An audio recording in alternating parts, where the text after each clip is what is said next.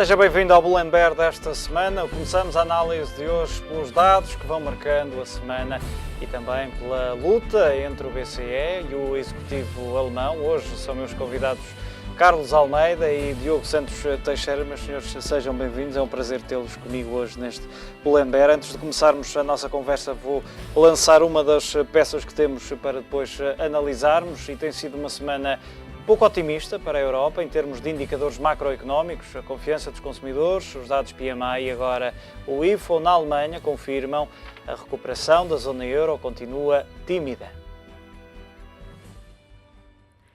A semana continua a ser má em indicadores macroeconómicos para a Europa. Depois do sentimento dos consumidores, dos dados PMI, é a vez do clima do indicador do IFO na Alemanha dizer que as expectativas de negócio nos próximos 6 meses estão ao nível mais baixo desde 2012. O indicador caiu de 101,7 pontos em agosto para 99,3 em setembro. E o clima de negócios também está mais pessimista. O valor caiu de 106,3 pontos para 104,7 pontos. De acordo com o índice, que faz inquérito a 7 mil empresas, todos os setores estão a ser afetados por um sentimento mais pessimista. Esta notícia, em conjunto com o segundo trimestre em que o PIB contraiu 0,2%, derrubam as expectativas e estimativas de recuperação da maior economia do euro no terceiro trimestre do ano. Há já quem antecipe uma possível recessão, embora o Instituto IFO não concorde. Also das Wort Rezession nehmen wir noch nicht im Mund. Wir hatten ein sehr schwaches zweites Quartal und die aktuellen Zahlen deuten darauf hin, dass wir wahrscheinlich auch ein sehr schwaches drittes Quartal haben werden. Aber die Gesamtwirtschaft wird in diesem Jahr trotzdem wachsen mit einer positiven Wachstumsrate, dadurch, dass wir auch ein sehr starkes erstes Quartal haben. Some of the German data may also prompt the government to embrace some sort of fiscal stimulus, which will be better for the Eurozone as a whole. And it's something that Mario Draghi has been calling for now. So it's not necessarily all bad news, but it does highlight the change in dynamics and the fact that Germany is potentially suffering a bit from improved competitiveness from Japan in particular. A semana para a Europa termina como começou, em tom pessimista, quando na segunda-feira Mário Draghi disse em Bruxelas, perante a Comissão de Assuntos Económicos e Financeiros do Parlamento Europeu, que a perspectiva sobre a conjuntura da zona euro continua pessimista. Carlos, e olhando para estas notícias, para estes dados essencialmente conhecidos esta semana, dizer que a recuperação da economia da zona euro é tímida é ser simpático nesta fase? Diria que é ter um bocado de esperança naquilo que serão os próximos trimestres e aquilo que será as expectativas dos investidores, dos agentes económicos, daquilo que será o relançar da própria economia europeia, que de facto neste momento enfrenta grandes desafios e obviamente também, e já temos abordado aqui várias vezes, alguma necessidade daquilo que é a redefinição do plano e que Europa é que pretendemos para o futuro. É certo que tudo aquilo que está a surgir em termos da Europa, nomeadamente o conflito da Ucrânia e na Rússia, tem impacto naquilo que é uma economia tão importante quanto a Alemanha. É certo que a economia francesa ela se depara com grandes desafios daquilo que é a consolidação orçamental e também o combate ao desemprego. Tivemos recentemente o fenómeno na Escócia e alguma inquietação também no Reino Unido e, ao mesmo tempo, temos aqui um papel de um Banco Central Europeu que se pretende cada vez mais ativo naquilo que é na injeção de liquidez na própria economia e depois vimos uma realidade de uma economia a não ter aderência a essas mesmas medidas não convencionais. Mas a verdade é que não há, e essa uma outra questão que te coloco é, não há bloco ou não há união, se quisermos, nesta zona euro, porque, como dizias, aquilo que se pretende é um BCE mais ativo, e falamos aqui ao longo dos últimos meses como sendo uma espécie de last resort, uma última alternativa, uma última solução, mas depois temos uma Alemanha que tem aberto literalmente uma guerra, nomeadamente a Mário Draghi, que vem dizer, e novamente hoje Wolfgang Schäuble a dizer que este programa de medidas não convencionais, nomeadamente as últimas medidas anunciadas, as TLTROs, poderão criar aqui um conflito de interesses, dizendo mesmo que não fica particularmente feliz com a compra de ativos do BCE. Não fica por uma razão muito simples, porque de certa forma não é, digamos, em linha ou com aquilo que são as necessidades de uma economia como a economia alemã. em que tem excedentes primários, em que tem um excedente comercial, ao contrário de toda a outra Europa, nomeadamente a periferia, que se debate com esses mesmos problemas. Portanto, neste momento temos uma Alemanha a defender aquilo que é bom para a sua economia, não temos uma Alemanha a defender aquilo que é bom para a economia europeia ou da zona euro como um todo, para a União. E é exatamente estas diferenças de abordagens e, ao mesmo tempo, quando estamos aqui perante o universo da União Monetária, temos um BCE que está a criar medidas para todos, mas, obviamente, essas medidas elas teriam que ser, de certa forma, colocadas em algumas zonas mais específicas onde elas são, neste momento, necessárias, nomeadamente a nível da periferia, concretamente também em França, Itália e em Espanha, e, obviamente, Portugal e Grécia. Mas, acima de tudo, o que temos é um Banco Central Europeu extremamente ativo naquilo que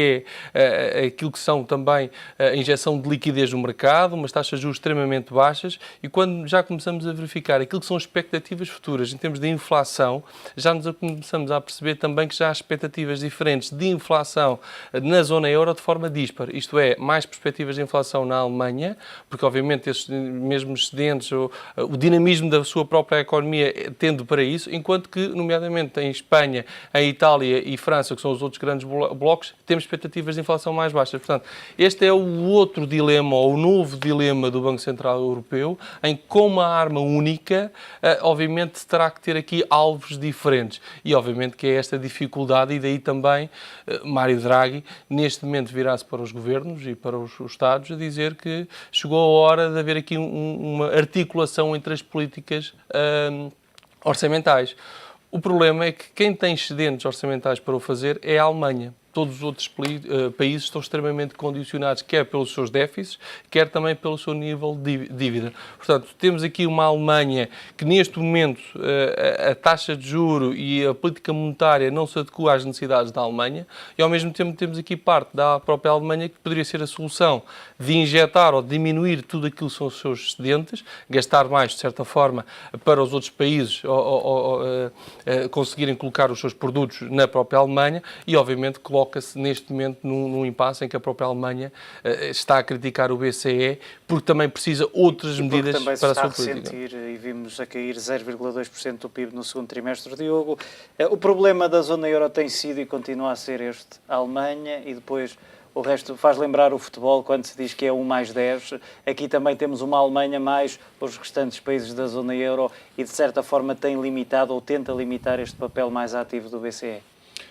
Sim, e o BCE está sempre a chamar os responsáveis europeus por mais medidas, nomeadamente estruturais, de forma a incentivar a competitividade, a incentivar o crescimento na Europa. Mário Draghi está à frente do BCE já há quase 2 anos. A Alemanha acabou apenas de realizar agora a sua primeira reforma estrutural, se assim poder dizer, desde o início da crise, que foi criar um salário mínimo. Portanto, se de facto a Alemanha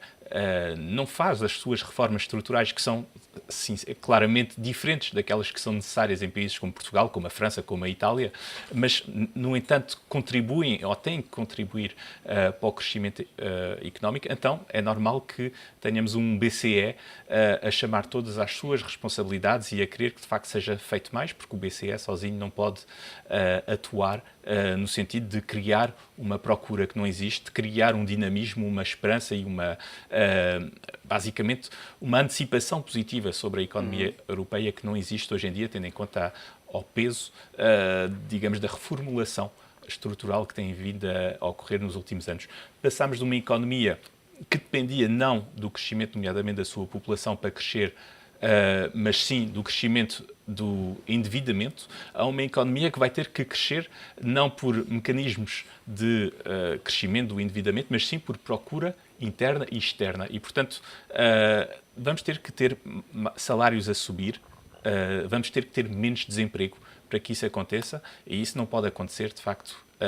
sem haver um incentivo por parte dos governantes. Parece que os governantes, e tem-se também falado por diversas vezes que o problema da zona euro nesta fase é mais político do que económico ou até financeiro.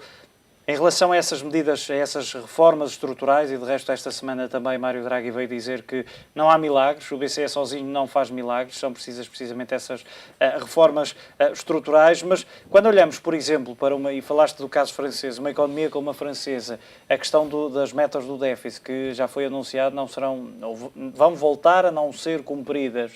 Como é que os outros países, e nomeadamente os mais pequenos, muitos deles, como Portugal, Grécia e Irlanda, já tiveram sob ajuda externa, como é que se olha dentro de um mesmo grupo, dentro de um mesmo bloco, para países que dizem, bem, há 10 anos que não consigo cumprir com estas metas, mas eu tive que cumprir. É verdade. No entanto, acho que eu não focava a minha atenção, no caso da França, sobre a questão das metas orçamentais. Focava a minha atenção, sobretudo, sobre o dinamismo, ou a falta de dinamismo do mercado de trabalho. A economia francesa é uma das poucas que continua a destruir emprego,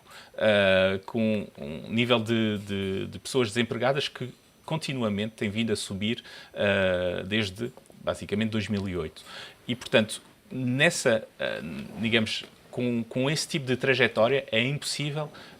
conseguir conter déficits orçamentais. Aliás, é o que se passou também em Portugal, só se começou a inverter a curva realmente dos déficits orçamentais quando o desemprego também começou a baixar. E o caso em França ainda é, obviamente, mais forte, no sentido em que é um país que continua a ter um Estado social muito forte, a pagar subsídios de desemprego muito fortes e que, portanto, para o qual o impacto direto de uma subida do número de desempregados é grande. O problema em França é mais um problema de excesso de fiscalidade. Com níveis de fiscalidade acima de 50% do PIB, de facto é impossível pôr as empresas e os particulares a consumirem ou a investirem, e a partir daí, de facto, a máquina económica não consegue rearrancar, só se houver, de facto, um incentivo externo vindo do BCE ou vindo de uma procura europeia ou mundial a subir fortemente, o que infelizmente ainda não é o caso. Carlos, olhando novamente porque esta parece literalmente uma guerra entre Mário Draghi e Wolfgang Schäuble, Angela Merkel, podemos dizer o executivo alemão. Hoje, numa entrevista a um jornal lituano, o presidente do Banco Central Europeu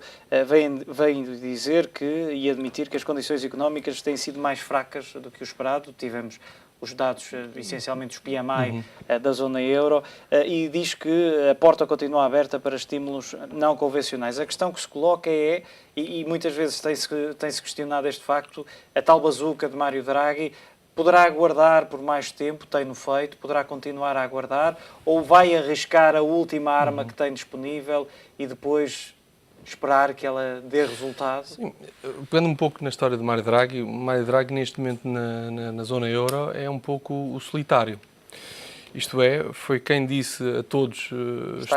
está isolado e diz a todos estou aqui para fazer tudo o que for necessário, eu vou utilizar todas as minhas armas, em que obviamente todos os chefes de Estado em uníssono concordaram com Mário Draghi e obviamente teve efeitos extremamente positivos naquilo que foi a noção de risco associada à zona euro e às economias da periferia especialmente, mas depois a partir do momento em que começa de certa forma a fazer aquilo que estava ao seu alcance, com medidas não convencionais, Mário Draghi percebeu-se que neste momento falta o suporte das políticas orçamentais e falta o suporte dos próprios países avançarem com as suas reformas estruturais para depois haja aqui uma sintonia das políticas monetárias com as políticas orçamentais e depois tenham o devido efeito na economia com o crescimento das economias. Portanto, neste momento, Mário Draghi está um pouco solitário porque os próprios outros chefes de Estado que outrora o apoiaram, neste momento vêm extremamente limitados a executar essas mesmas políticas de reformas orçamentais e reformas estruturais, obviamente. Significa isto que, neste momento, este mesmo debate e aquilo que Mário Draghi será agora o grande desafio dos próximos tempos, será, por um lado, ver qual é o impacto desses financiamentos de médio e longo prazo para os países, nomeadamente os países do centro da Europa e de alguns da periferia, desses financiamentos de médio e longo prazo. Por um lado, quais são os efeitos, porque a primeira operação de financiamento de longo prazo foi bastante abaixo daquilo que estava previsto em termos de mercado. Por outro lado, também verificar se um dia que venha a utilizar aquilo que é esperado, o quantitative easing, quais serão os efeitos práticos, quais serão os mecanismos de transmissão à própria economia real. Porque neste momento, do ponto de vista daquilo que é o risco soberano, obviamente estamos neste momento em mínimos históricos em tudo o que são países da zona euro. Se Mário Draghi oficializar esse mesmo mecanismo de quantitative easing através da recompra de ativos, sejam eles de dívida soberana, sejam eles de dívida corporate, de empresas, quais serão os mecanismos de transmissão que depois irão ser dados à economia real, se de facto vamos ter efeitos ou não. E neste momento é a grande dúvida que neste momento surge, porque do outro lado, do reverso da medalha, temos uma economia anémica em que são os próprios empresários que identificam a falta de oportunidades de lançarem projetos de investimento para, de certa forma... Não há expectativas, as nuvens são cinzentas. Portanto, neste mesmo impasse, obviamente necessitamos daqui de uma coordenação geral daquilo que são uma nova política da Europa através de reformas estruturais, através de grandes programas de otimização dos recursos, da energia, da tecnologia, a que todos eles permitam a geração do emprego. E, obviamente, o aumento do emprego será extremamente positivo daquilo que será o relançar do consumo privado. Portanto, neste momento, Mário Draghi está, sem dúvida nenhuma, muito limitado naquilo que sejam as suas intenções, quais serão os efeitos práticos dessas mesmas intenções, havendo já a expectativa de que o BCE venha a aumentar o seu balanço dos atuais 2 trilhões de euros para os 3 trilhões de euros. Agora, como é que o irá fazer e quais são os efeitos? Esta, neste momento, é a grande dúvida e a grande reserva dos investidores. Diogo, o Wolfgang Schäuble tem razão quando diz que, nomeadamente com todo este papel ativo do Banco Central Europeu, poderá criar aqui algum tipo de conflitos, nomeadamente e referindo-se ao mecanismo único de supervisão criado pelo próprio BCE. Porque a verdade é que quando olhamos, estamos a falar, obviamente que trabalham em conjunto, mas estamos a falar de gabinetes, portanto toda a parte das infraestruturas é separada, as equipas são separadas. Está também o próprio Ministro das Finanças alemão a tentar usar todas as suas armas para limitar um pouco e voltando ao início da nossa conversa. Mas também alguns alemães que impugnaram o Tribunal Constitucional alemão, no sentido de dizer que o novo papel do BCE enquanto Banco Central supervisionando os bancos nacionais está fora do seu mandato e fora da Constituição ou que foi votada em Lisboa. E, portanto, há uma pergunta aberta agora junto do Tribunal Europeu para saber se sim ou não, de facto, o BCE tem direito de ser o supervisor ativo e não só o supervisor enquanto, digamos, organizador de toda a regulação, nomeadamente todo o direito regulatório europeu, e, portanto, podemos ter aqui um período de dúvida sobre o que é que o BCE pode ou não pode fazer. Vamos ver qual será o sentido das decisões do Tribunal Europeu. Aliás, uma primeira decisão vai ocorrer sobre um caso mais antigo, em outubro, no Tribunal Europeu, sobre o facto do BCE poder ou não fazer as OMTs de 2012. Também no sentido de foi uma impugnação feita por professores de economia, se não me engano, alemães, junto do Tribunal Constitucional alemão, que por sua vez mandou a bola para o Tribunal Europeu. Portanto, há aqui de facto um aspecto complicado, que é a partir do momento onde se começa a pisar a linha, a ir um bocadinho além do mandato, e temos vindo a comentar aqui várias vezes que de facto o BCE estava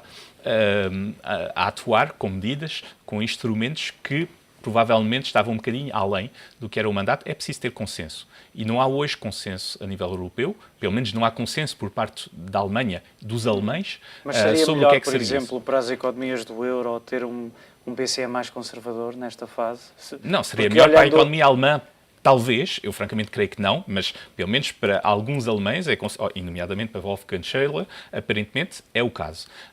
Infelizmente não se pode ir contra a vontade dos povos de impugnar, nomeadamente, esse tipo de decisões ou este tipo de atuações em tribunal. Espero que para o bom caminhar da União Europeia e da União Monetária, de facto, haja uma decisão de rejeição desta impugnação por parte do Tribunal Europeu, porque senão estamos face a um caso grave de, basicamente, tudo o que foi construído, ou todas as medidas que foram tomadas nos últimos anos pelo BCE, terão de ser anuladas e canceladas, nomeadamente no que respeita à União Bancária. acaba por ser, e se olharmos para essas medidas, se olharmos para a dificuldade que as economias da moeda única estão a ter para voltar ao caminho da recuperação económica, a pergunta, eu diria quase para €1 milhão é como é que estariam muitas destas economias, e já percebemos que há 2 ou até 3 velocidades diferentes dentro da zona euro, mas como é que estariam estas economias se o BCE não tivesse tomado algumas destas medidas? Provavelmente muito pior. Assim, em 2011, 2012, pensava-se que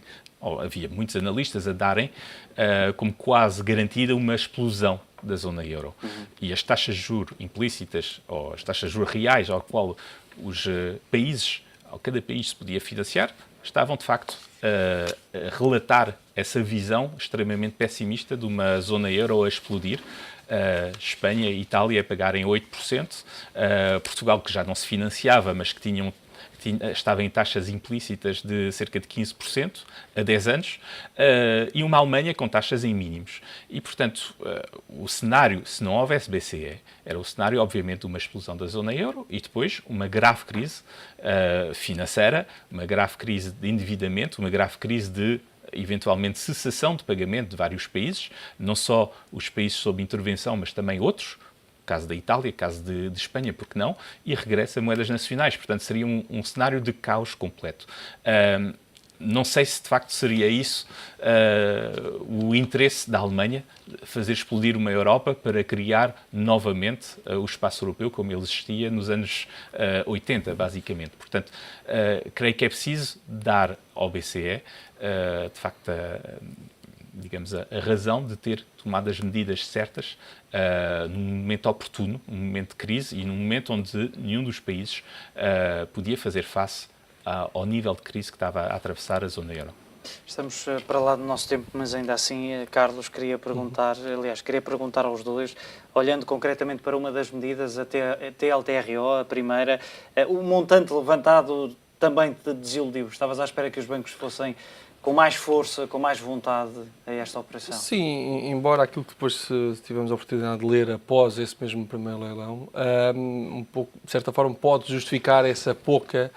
procura, nomeadamente os testes de stress que vão ser divulgados em outubro, e depois na próxima linha, e também para fazer pagamentos das anteriores financiamentos de longo prazo, obviamente que pode haver um aumento significativo naquilo que será o próximo leilão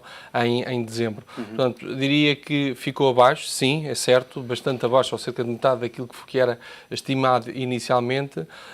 Em certa medida, quase que poderíamos dizer que foi um tiro ao lado daquilo que eram as perspectivas e aquilo que era a necessidade de injeção de liquidez no mercado, mas obviamente que estas expectativas para um aumento, um leilão mais forte naquilo que venha a ocorrer em dezembro, obviamente nos vai deixar aqui esta dúvida em aberto, que será confirmada então no final do ano. Diogo, olhando para esta TLTRO, é um sinal nítido de que mesmo que o BCE ponha ao dispor das instituições esta liquidez, não significa que elas a vão buscar? Não, porque só as instituições financeiras são apenas intermediários entre uma procura de financiamento e uma oferta, e portanto a partir do momento onde não há procura, porque não há de facto necessidade de investir no mercado em estagnação, no mercado sem procura, então este tipo de financiamento não tem de facto o sucesso que poderia ser expectável numa economia com perspectivas de crescimento. Mas mais uma vez acho que é preciso ver isso com tempo, e nomeadamente ver se nos próximos meses os bancos começam, para já, a recolher mais procura, nem que seja pelo efeito da baixa das taxas, que pode também ter um efeito de incentivo ao investimento por parte dos agentes económicos europeus. Muito bem. Fazemos aqui um curtíssimo intervalo. Não saia daí.